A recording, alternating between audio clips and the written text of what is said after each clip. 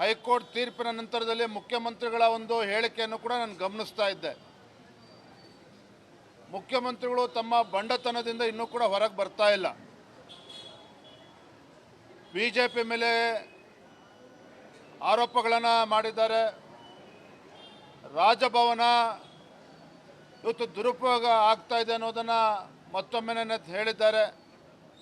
ಮತ್ತೊಂದು ಕಡೆ ತಾನೇನು ತಪ್ಪು ಮಾಡೇ ಇಲ್ಲ, ರಾಜೀನಾಮೆ ಕೊಡ್ತಕ್ಕಂಥ ಪ್ರಶ್ನೆ ಉದ್ಭವ ಆಗೋದಿಲ್ಲ ಅನ್ನೋ ಮಾತನ್ನು ಸ್ವತಃ ಮುಖ್ಯಮಂತ್ರಿಗಳು ಹೇಳಿದ್ದಾರೆ. ಮಾನ್ಯ ಮುಖ್ಯಮಂತ್ರಿಗಳೇ, ನಿನ್ನೆಯ ಉಚ್ಚ ನ್ಯಾಯಾಲಯದ ತೀರ್ಪು ಸ್ಪಷ್ಟವಾಗಿ ಹೇಳಿದೆ. ಯಾವ ರೀತಿ ಭ್ರಷ್ಟಾಚಾರ ಆಗಿದೆ, ಯಾವ ರೀತಿ ಅಧಿಕಾರದ ದುರುಪಯೋಗ ಆಗಿದೆ, ಮೇಲ್ನೋಟಕ್ಕೆ ಇದು ತನಿಖೆ ಆಗಬೇಕಾಗಿದೆ ಅನ್ನುವ ಅಂಶವನ್ನು ರಾಜ್ಯದ ಉಚ್ಚ ನ್ಯಾಯಾಲಯ ಹೇಳಿದ್ರೂ ಸಹ ಇವೆಲ್ಲವೂ ಕೂಡ ಆರೋಪಗಳು ರಾಜಕೀಯ ಪ್ರೇರಿತ ಅಂತಕ್ಕಂಥ ಬಿಂಬಿಸ್ತಕ್ಕಂಥ ಕೆಲಸ ತಾವು ಮಾಡಿದ್ದೀರಿ. ನಾನು ಈಗಲೂ ಹೇಳ್ತೇನೆ, ನ್ಯಾಯಾಲಯದ ತೀರ್ಪನ್ನು ಗೌರವಿಸಬೇಕು. ರಾಜ್ಯದ ಜನರ ಅಭಿಪ್ರಾಯಕ್ಕೆ ನೀವು ಮನ್ನಣೆಯನ್ನು ನೀಡಬೇಕು.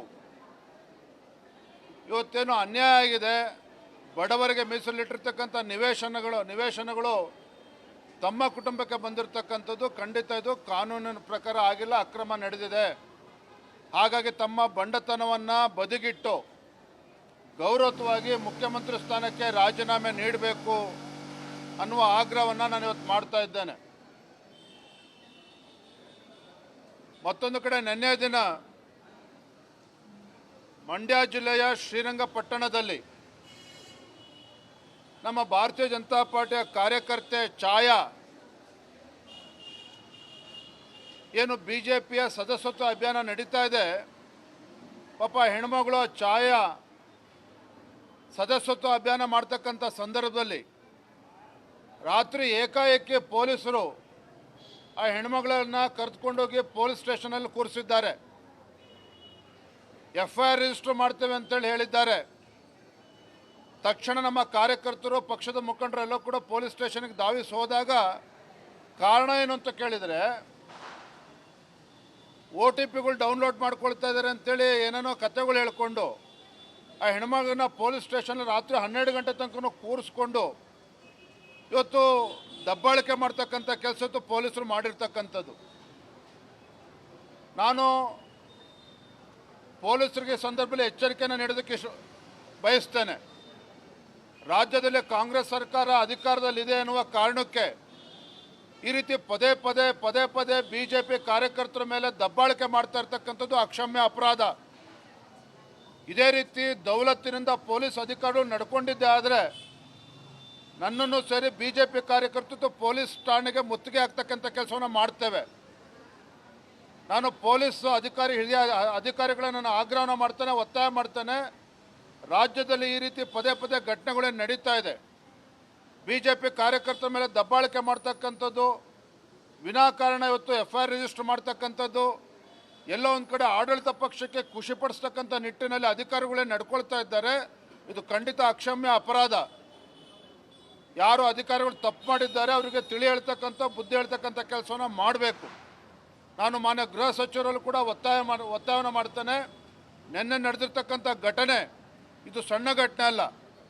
ನಮ್ಮ ಬಿಜೆಪಿ ಕಾರ್ಯಕರ್ತೆ ಒಬ್ಬಳು ಹೆಣ್ಮಗಳನ್ನು ಏನೂ ಕಾರಣ ಇಲ್ಲದೇ ರಾತ್ರಿ 12 ಗಂಟೆ ತನಕ ಪೊಲೀಸ್ ಸ್ಟೇಷನಲ್ಲಿ ಕೂರಿಸ್ಕೊತಾರೆ ಪೊಲೀಸ್ ಅಧಿಕಾರಿಗಳು ಅಂತ ಹೇಳಿದ್ರೆ ಇದು ಅಕ್ಷಮ್ಯ ಅಪರಾಧ. ಯಾವ ಇಲಾಖೆ ಹೊತ್ತು ಜನರಿಗೆ ನ್ಯಾಯ ಕೊಡಬೇಕೋ ಅಂಥ ಅಧಿಕಾರಿಗಳು ಇವತ್ತು ಈ ರೀತಿ ದಬ್ಬಾಳಿಕೆ ಮಾಡ್ತಿರ್ತಕ್ಕಂಥದ್ದು ಖಂಡಿತ ಇದು ಸರಿಯಲ್ಲ. ಇದಕ್ಕೆ ಸೂಕ್ತವಾಗಿರ್ತಕ್ಕಂಥ ಕ್ರಮನ ಕೈಗೊಳ್ಳಬೇಕು. ಹೇಳಪ್ಪ.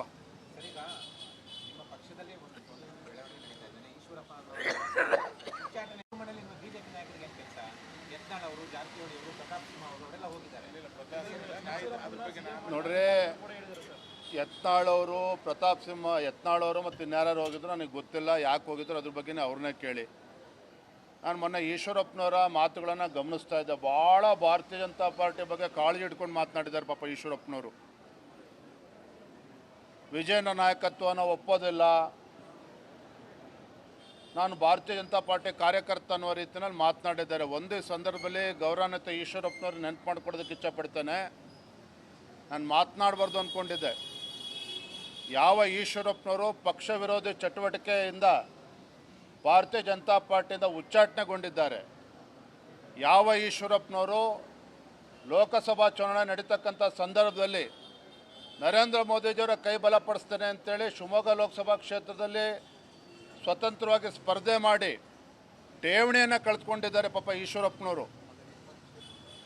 ಯಾತಕ್ಕೋಸ್ಕರ? ಪಕ್ಷಕ್ಕೋಸ್ಕರ ಅಲ್ಲ, ತನ್ನ ಮಗನ ಸ್ವಾರ್ಥಕ್ಕೋಸ್ಕರ ಇವತ್ತು ಭಾರತೀಯ ಜನತಾ ಪಾರ್ಟಿ ವಿರುದ್ಧ ಪಕ್ಷ ವಿರೋಧಿ ಚಟುವಟಿಕೆ ಮಾಡಿದ್ದಕ್ಕೋಸ್ಕರ ಇವತ್ತು ಉಚ್ಚಾಟನೆ ಆಗಿರ್ತಕ್ಕಂಥದ್ದು. ಹಾಗಾಗಿ ಮಾನ್ಯ ಈಶ್ವರಪ್ಪನವರಿಂದ ಭಾರತೀಯ ಜನತಾ ಪಾರ್ಟಿ ಬಗ್ಗೆ ಅದರ ಕಾಳಜಿ ಸ್ವಲ್ಪ ಅವ್ರಿಗೆ ಎಷ್ಟಿದೆ ಕಾಳಜಿ ಅಂತಕ್ಕಂಥ ನಮ್ಮೆಲ್ಲರೂ ಕೂಡ ಗೊತ್ತಿದೆ. ಹಾಗಾಗಿ ಇವತ್ತು ನೆನ್ನೆದನೇ ಯಾರು ನಾಯಕರು ಹೋಗಿದ್ದಾರೆ, ಯಾತಕ್ಕೆ ಹೋಗಿದ್ದಾರೆ ಅದ್ರ ಬಗ್ಗೆ ನನಗಂತೂ ಮಾಹಿತಿ ಇಲ್ಲ. ರಾಷ್ಟ್ರ ಮಟ್ಟದಲ್ಲಿ ಯಾವ ರೀತಿ ಯಾವುದೇ ಚರ್ಚೆಗಳು ಈ ವಿಚಾರದಲ್ಲಿ ನಡೆದಿಲ್ಲ. ರಾಷ್ಟ್ರ ಮಟ್ಟದಲ್ಲಿ ಇವತ್ತು ಈಶ್ವರಪ್ಪನವರು ವಾಪಸ್ ಪಕ್ಷಕ್ಕೆ ಬರಬೇಕು ಅಂತ ಹೇಳಿದ್ರೆ ರಾಷ್ಟ್ರ ಮಟ್ಟದಲ್ಲಿ ಚರ್ಚೆ ಆಗಬೇಕು. ರಾಷ್ಟ್ರ ಮಟ್ಟದಲ್ಲಿ ನಮ್ಮ ರಾಷ್ಟ್ರೀಯ ನಾಯಕರು ಚರ್ಚೆ ಮಾಡಿ ರಾಜ್ಯ ನಾಯಕರ ಅಭಿಪ್ರಾಯ ಕೇಳಿದ್ರೆ ನಮ್ಮ ಅಭಿಪ್ರಾಯನ ಕೊಡ್ತೇವೆ. ಈಗ ಸಂದರ್ಭ ಇನ್ನೂ ಒದಗಿ ಬಂದಿಲ್ಲ.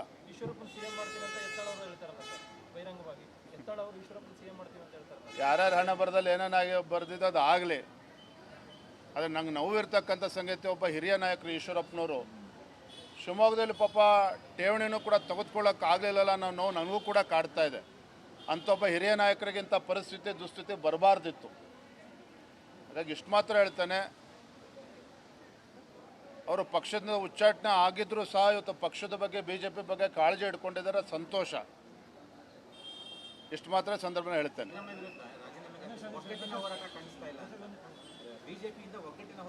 ಯಾವ ಒಗ್ಗಟ್ಟಿನ ಹೋರಾಟ ಬಗ್ಗೆ ಮಾತನಾಡ್ತಿದ್ದೀರಿ? ಬೆಂಗಳೂರಿಂದ ಮೈಸೂರು ಪಾದಯಾತ್ರೆ ಮಾಡಲಿಲ್ವಾ?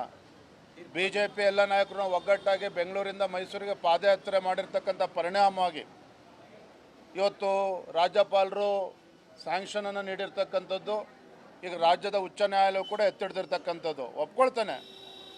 ಕೆಲವು ನಮ್ಮ ಪಕ್ಷದಲ್ಲಿದ್ದಂಥ ನಾಯಕರಿಗೆ ಪಾದಯಾತ್ರೆ ಮಾಡೋ ಮುನ್ನ ಏನು ಪಾದಯಾತ್ರೆ ಮಾಡೋದ್ರಿಂದ ಏನು ಪ್ರಯೋಜನ, ಲಾಜಿಕಲ್ ಎಂಡಿಗೆ ತೆಗೆದುಕೊಂಡು ಹೋಗಕ್ಕೆ ಸಾಧ್ಯ ಇದೆಯಾ, ಪಾದಯಾತ್ರೆ ಬಗ್ಗೆ ಲೀಗಲ್ ಬ್ಯಾಟಲ್ ಮಾಡಬೇಕಾಗಿತ್ತು ಅಂತ ಅವ್ರದ್ದೇ ಆದಂಥ ಅಭಿಪ್ರಾಯ ಒಳ್ಳೆಯ ದೃಷ್ಟಿಯಿಂದ ಕೊಟ್ಟಿದ್ದರು. ಆದರೆ ಎಲ್ಲದಕ್ಕೂ ಕೂಡ ನಿನ್ನೆ ಉತ್ತರ ಸಿಕ್ಕಿದೆ. ಇವತ್ತು ನಮ್ಮ ಪಾದಯಾತ್ರೆ ಹೋರಾಟದ ಪರಿಣಾಮವಾಗಿ ಇವತ್ತು ರಾಜ್ಯದ ಮುಖ್ಯಮಂತ್ರಿಗಳಾಗಿರ್ತಕ್ಕಂಥ ಸಿದ್ದರಾಮಯ್ಯನವರು ತಾವೇನು ತಪ್ಪೇ ಮಾಡಿಲ್ಲ ಅಂತೇಳಿ ಬಿಂಬಿಸ್ತಕ್ಕಂಥ ಪ್ರಯತ್ನ ಮಾಡ್ಕೊಂಡು ಬಂದಿದ್ರು. ನಿನ್ನೆ ತೀರ್ಪು ಸ್ಪಷ್ಟವಾಗಿ ಹೇಳಿದೆ, Prima ಫೇಸಿ case has been made out against the chief minister Siddaramaiah. ಮುಖ್ಯಮಂತ್ರಿಗಳು ಸಿದ್ದರಾಮಯ್ಯನವರು ಮೇಲ್ನೋಟಕ್ಕೆ ತಪ್ಪು ಮಾಡಿದ್ದಾರೆ. ಮುಖ್ಯಮಂತ್ರಿಗಳ ಯಾವುದೇ ಸಹಿ ಇಲ್ಲದೆ ಇದ್ದರೂ ಸಹ ಪರದೆ ಹಿಂದೆ ನಿಂತ್ಕೊಂಡು ಎಲ್ಲ ಈ ಹಗರಣಕ್ಕೆ ಅವರು ಕೂಡ ಸಾಕ್ಷಿಯಾಗಿದ್ದಾರೆ. ಮತ್ತು ಅವರ ಧರ್ಮಪತ್ನಿಗೆ ಇದು ಲಾಭ ಆಗಿರ್ತಕ್ಕಂಥದ್ದು.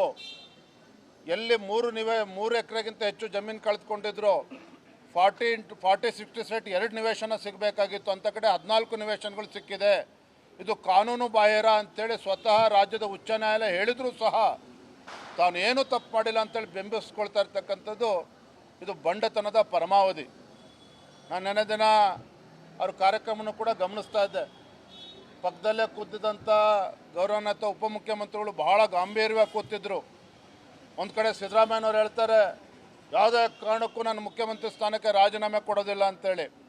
ಎಲ್ಲ ಒಂದು ಕಡೆ DK ಶಿವಕುಮಾರ್ ಅವರ ಅಂತರಾಳದಲ್ಲಿ ಯಾತಕ್ಕೆ ರಾಜೀನಾಮೆ ಕೊಡೋದಿಲ್ಲ ನಾನು ನೋಡ್ತೇನೆ ಅನ್ನುವ ತೊಡೆ ತಡ್ತಕ್ಕಂಥದ್ದು ಅವ್ರ ಮುಖದಲ್ಲಿ ಕಾಣ್ತಾ ಇತ್ತು. ಹಾಗಾಗಿ ನೀವೇನು ಕೂಡ ಗಾಬರಿ ಮಾಡ್ಕೋಬೇಡಿ. ನಿನ್ನೆಯ ತೀರ್ಪು ಬಂದ ನಂತರದಲ್ಲಿ ಭಾಳಷ್ಟು ರಾಜಕೀಯ ಬೆಳವಣಿಗೆಗಳು ರಾಜ್ಯದಲ್ಲಿ ಆಗೋದಿದೆ. ಮುಖ್ಯಮಂತ್ರಿ ಸ್ಥಾನವೂ ಕೂಡ ಪಲ್ಲಟ ಆಗ್ತಕ್ಕಂಥದ್ದು ನಿಶ್ಚಿತ. ಅದನ್ನು ಯಾರೂ ಕೂಡ ತಪ್ಪಿಸೋದಕ್ಕೆ ಸಾಧ್ಯ ಇಲ್ಲ. ಹಾಗಾಗಿ ಏನೇ ಬಂಡತನ ಪ್ರದರ್ಶನ ಮಾಡಿದ್ರೂ ಸಹ ಗೌರವಾನ್ವಿತ ಮುಖ್ಯಮಂತ್ರಿಗಳು ಭ್ರಷ್ಟಾಚಾರ ರಹಿತ ಆಡಳಿತನ ನೀಡ್ತೇವೆ ಅಂಥೇಳಿ ಏನು ಮಾತನಾಡ್ತಾ ಇದ್ರು ಮುಖ್ಯಮಂತ್ರಿಗಳು ಸಿದ್ದರಾಮಯ್ಯನವರು, ಅವರೇ ಇವತ್ತು ಅಪರಾಧಿ ಸ್ಥಾನದಲ್ಲಿ ನಿಂತಿರ್ತಕ್ಕಂಥದ್ದು ಇದು ದುರಾದೃಷ್ಟ.